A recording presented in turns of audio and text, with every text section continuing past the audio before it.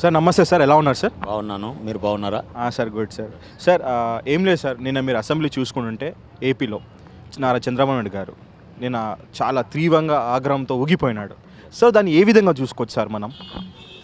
ఇప్పుడు అంత ముఖ్యమంత్రి హోదాలో ఉండి అది సాక్షాత్తు ప్రజాస్వామ్య దేవాలయం అసెంబ్లీలో అంత టెంప్ట్ కావాల్సిన అవసరం లేదు, అంత ఫ్రస్ట్రేషన్ కావాల్సిన అవసరం లేదు, అంత కోపానికి రావాల్సినటువంటి అవసరం లేదు. మనం ప్రమాణ స్వీకారమే రాగద్వేషాలకు అతీతంగా, కోపాలకు అతీతంగా అందరినీ సమాన స్థాయిలో చూస్తామని మాట్లాడినారు. అక్కడ ప్రతిపక్షం విమర్శించనొచ్చు కాక, కానీ వారిని నీ అంత చూస్తానన్నట్టుగా, తమాషాలు చేస్తున్నారన్నట్టుగా, వేలు చూయించి మాట్లాడడం అన్నట్టుగా, నేను ఏదో చేసేస్తానని ఈ మధ్యకాలంలో నేను అంటే ఎంబీసీ కార్పొరేషన్ చైర్మన్గా ఉన్నాను, ఆ వర్గాలకు ఒక చైర్మన్గా, ఆ వర్గాలకు ఒక నాయకుడిగా ఉన్నాను.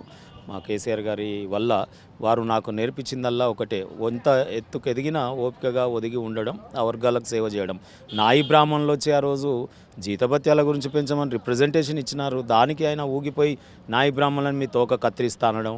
మొన్న డాక్రా మహిళలు పోయినప్పుడు కొంతమంది మహిళలు ఆయన దగ్గరికి కొన్ని సమస్యలు తీసుకుపోయి రిప్రజెంటేషన్ ఇచ్చినప్పుడు మహిళల్ని అంత చూస్తా అది అని ఏలెత్తి చూపించడం, ఈ రకంగా సాక్షాత్ అసెంబ్లీలోనే వారు ప్రతిపక్షాలను ఆ రకంగా తమాషాలు వేస్తున్నారా, మీ అంత చూస్తానని అనడం, ఇవన్నీ కూడా ఎక్కడో వారు ఫ్రస్ట్రేషన్ గురవుతూ ఉన్నారు. అలాంటివి జరగడానికి వీల్లేదు. ఎందుకంటే వారు సీనియర్గా ముఖ్యమంత్రిగా ఇన్నేళ్ళు పదవీ కాలం చేసి ఈ మధ్య కాలంలో ఆ రకంగా వ్యవహరించడం తప్పు. అంటే కాదు సార్, ఇప్పుడు 5 years అవుతుంది సార్ అసెంబ్లీ నుంచి. ఈ 5 years తర్వాత ఇప్పుడే ఎందుకు అంత సీవియర్గా, కోపంగా కానీ మీరు అన్నట్టు ఎంత ఆవేశం పడ్డానికి కారణం ఏంటి సార్? ఏంటంటే ఈ మధ్యకాలంలో అక్కడ ముఖ్యమంత్రి గారు గతంలో 4.5 ఏళ్ళుగా కేంద్ర ప్రభుత్వంతో వారితో కలిసి మరి పరిపాలన సాగించినారు, క్యాబినెట్ పదవిలో ఉన్నారు, కేంద్ర క్యాబినెట్లో ఉన్నారు, రాష్ట్రంలో బీజేపీ పార్టీతో కలిసి వారు పరిపాలన గావించారు. కానీ 4.5 ఏళ్లలో వారు వ్యూహాత్మకంగా ఒక చాణక్యనీతితో, ఒక సఖ్యతతో రాష్ట్ర ప్రభుత్వం కేంద్ర ప్రభుత్వంతో ఏ రకంగా వ్యవహరించాలో ఆ రకంగా వ్యవహరించకుండా ఆ రాష్ట్ర ప్రయోజనాలను కాపాడలేక ప్రత్యేక హోదా మీద కూడా వారు యూటర్న్ తీసుకోవడం. ముఖ్యంగా ప్రత్యేక హోదా నాకు బాగా గుర్తుంది, అరుణ్ జైట్లీ గారు వెంకయ్య నాయుడు గారిని అటుపక్క ఇటుపక్క ఇద్దరిని కూర్చోబెట్టుకొని సెంటర్లో ఆ రోజు అర్ధరాత్రి ప్రజలందరూ ఎదురు చూస్తుండగా 12-1 గంటకు మీడియాకు వచ్చి ప్రత్యేక ప్యాకేజీయే ముద్దు, ప్రత్యేక హోదా వద్దు, ఈ ప్రత్యేక హోదా వల్ల ఏ రాష్ట్రం బాగుపడ్డది, అసలు ప్రత్యేక హోదా ఉన్నటువంటి దాన్ని అనేక రాష్ట్రాల్లో తొలగించడం జరుగుతూ ఉంది. అలాంటి ఈ రోజుల్లో మనం ప్రత్యేక ప్యాకేజీయే మనకు అవసరం అని చెప్పి మాట్లాడడం జరిగింది. ఈరోజు తీరా ప్రజలందరూ కూడా ప్రత్యేక హోదా అక్కడ కావాలని అడుగుతున్నప్పుడు ఇతను ఏకంగా యూటర్న్ తీసుకొని ప్రత్యేక హోదానే కావాలని మళ్ళీ నల్ల షర్ట్ వేసుకొని అసెంబ్లీలోకి పోవడం, నల్ల జెండా పెట్టుకొని అక్కడ నిరసన దీక్షలు చేయడం, ప్రభుత్వంలో ఉండి బందులు నిర్వహించడం. ఏంటండి ఇవన్నీ చూస్తూ ఉంటే? అదే ప్రత్యేక హోదా గురించి పోరాడుతున్న ప్రతిపక్ష నాయకుడు రాజీనామాలు ఎంపీలు అందరూ చేసినారు, మరి వీరి ఎంపీలు కూడా రాజీనామా చేయాల్సింది. తెలంగాణ రాష్ట్ర ఉద్యమం, కేసీఆర్ గారి యొక్క వ్యవహార శైలి, త్యాగనిరతి ఉదాహరణ తీసుకోవాలి. ఆ రోజు కేంద్ర మంత్రిగా మీ అందరికీ గుర్తు, మీకు కూడా బాగా గుర్తుంది, యూపీఏలో భాగస్వామిగా ఉండి కేంద్ర క్యాబినెట్లో మంత్రిగా ఉన్నప్పుడు తెలంగాణ రాష్ట్రము యూపీఏ యూటర్న్ తీసుకుంటే మేము యూపీఏ నుండి తొలగి ఆ కేంద్ర మంత్రి పదవులకు ఒక గడ్డి పోచతో సమానం అన్నట్టుగా కేసీఆర్ గారు ప్రజలకు ఆకాంక్షకు అనుగుణంగా పోరాడడానికి క్షేత్రస్థాయిలో మరి ఆ రోజు పదవిని వదులుకోవడం జరిగింది. ఆ రకంగా వారు కేంద్ర క్యాబినెట్లో సకాలంలో మరి తొలగకుండా, ఈరోజు వారి ఎంపీలు రాజీనామాలు చేయకుండా, రాజీ లేని పోరాటం చేయకుండా ఏ రకంగా రాష్ట్ర సమస్యల్ని వీరు మరి తీరుస్తారో నాకైతే అర్థం అవ్వట్లేదు. ప్రభుత్వంలో ఉండి బందులు నిర్వహించడం అనేది తగదు. మీరు వైఎస్ఆర్ జగన్ ఆ రోజు ఎయిర్పోర్ట్లో వచ్చినప్పుడు ప్రత్యేక హోదా గురించి నిరసన తెలుపుతా అన్నప్పుడు ఎయిర్పోర్ట్లోనే అరెస్ట్ చేసి రిటర్న్ పంపించడం జరిగింది. రోజా గారిని రిటర్న్ చేయడం పంపించడం జరిగింది. మీకు ఇంకొకటి గుర్తుండాలి, చలసాని శ్రీనివాస్ గారిని, అదే రకంగా శివాజీ గారిని, అతను నిరసన దీక్ష చేస్తే ప్రత్యేక హోదా కావాలంటే ఆంధ్ర నుండి వారిని తీసుకొచ్చి తెలంగాణ పొలిమేరల్లో వదిలేసిపోయినటువంటి వారి మీద కేసులు పెట్టినారు. సరే, ఈరోజు ప్రజల ఒత్తిడికి మళ్ళీ ఒకసారి ఆయన కేసులను ఎత్తివేశారు. కానీ మరి ఇన్నేళ్ళు కేసులు ఎందుకు పెట్టినట్టు? ప్రత్యేక హోదా గురించి మరి నిరసన చేస్తున్నటువంటి పార్టీలను ఆనాడు వారినేమో విమర్శించి మళ్ళీ ఈరోజేమో ప్రత్యేక హోదాకు నేనే ఛాంపియన్ అన్నట్టుగా వ్యవహరించడం అనేది ప్రజలకు తెలుస్తుంది.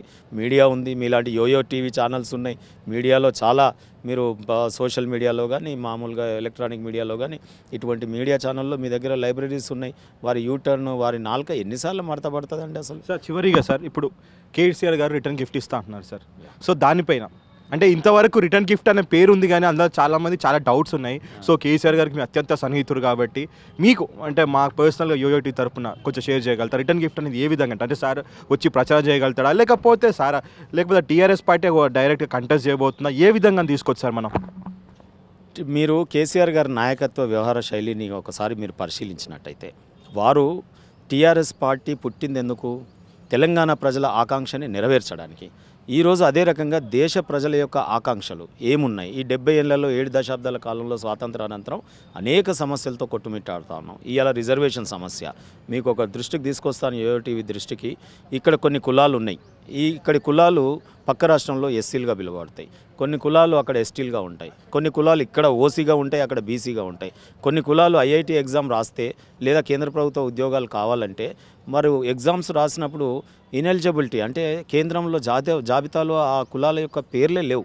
ఉదాహరణకు మీకు హైదరాబాద్ చూసినట్టయితే గావ్లే కులం ఉంది, హైదరాబాద్లో చూసినట్టు బైర్ కమర కులం ఉంది. ఇటువంటి వాటికి అక్కడ కేంద్రంలో వచ్చేటటువంటి జాబులకు అనర్హులు అవుతారు, నోటిఫై కాలేదు. ఇటువంటి సమస్యలు అనేకం ఉన్నాయి. అంటే రిజర్వేషన్ల సమస్య, రాష్ట్రాల సమస్య, రాష్ట్రాల జాబితాకి ఇవ్వాలని. వ్యవసాయం ఇవాళ రైతు బంధు ప్రోగ్రాం తీసుకుంటే కేంద్రం సైతం ఇవాళ మరి కేంద్ర క్యాబినెట్ నిన్న తీర్మానం చేసి బడ్జెట్లో ప్రవేశపెట్టడం. అంటే కేసీఆర్ గారు తీసుకున్న నిర్ణయం ప్రజల ఆకాంక్షలకు అనుగుణంగా ఉంటాయి. ప్రజలకు ఏమి కావాలి, ప్రజలను ఏ సమస్యలు పట్టి పీడిస్తున్నాయో ఆ సమస్యలను తొలగించే దిశగా ఉంటాయి.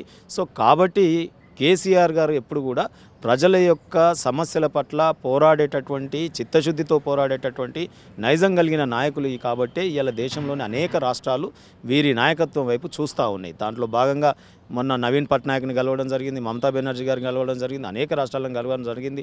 పోస్ట్ ఎలియన్సెస్లో ఎన్నో మార్పులు ఉంటాయి. రాబోయే కాలంలో ఫెడరల్ ఫ్రంట్ రూపంలో కేసీఆర్ గారి నాయకత్వం లేదా తెలంగాణలో జరిగిన అభివృద్ధిని రెండును ప్రతీకలుగా తీసుకొని ఇలా అనేక రాష్ట్రాలు ముందుకు వస్తూ ఉన్నాయి. కాబట్టి ఆంధ్ర ప్రజలు కూడా కేసీఆర్ గారి నాయకత్వం కావాలి, మా సైట్ కూడా పట్టించుకుంటే బాగుండు, మా సమస్యలను కూడా పట్టించుకుంటే బాగుండు. చంద్రబాబు నాయుడు గారి యొక్క వైఫల్యాల మీద ఇక్కడ తెలంగాణలో కేసీఆర్ గారి పరిపాలనలో ఈరోజు జరుగుతున్నటువంటి అఖండ మెజార్టీలు కానీ, అఖండ అభివృద్ధి కానీ, ఈరోజు దేశ జీడిపిని పెంచడంలో కానీ ఇవన్నీ చూసి అక్కడ ప్రజలు తెలంగాణ లాంటి పరిపాలన కావాలని కోరుకుంటా ఉన్నారు. తప్పకుండా ఈరోజు ఏ రాష్ట్రమైనా దేశంలో కన్యాకుమారి నుంచి కాశ్మీర్ వరకు, ఇక్కడ మీకు గుజరాత్ నుండి కానీ లేకపోతే అక్కడ ఈస్ట్ ఇండియా వరకు కానీ ఎక్కడికైనా కేసీఆర్ గారు వెళ్తారు. వారు అక్కడ దేశ ప్రజల మీద వారు మానవతా హృదయంతో ఉన్నటువంటి వారు. అసలు ఈ ప్రపంచంలో మానవులు ఎదుర్కొంటున్నటువంటి సమస్త జీవకోటి ఎదుర్కొంటున్నటువంటి సమస్యలపైన అవగాహన కలిగిన నాయకుడు ఎక్కడైనా వెళ్తారు. దానికి తప్పేమున్నా చెప్పండి. Okay, thank you so much sir. Thank you sir. Hello, మిమ్మల్నే. యోయో టీవీ యాప్ డౌన్లోడ్ చేసుకున్నారా? ఇంకా లేదా? మీ యాప్ స్టోర్కి వెళ్ళి వెంటనే డౌన్లోడ్ చేసుకోండి.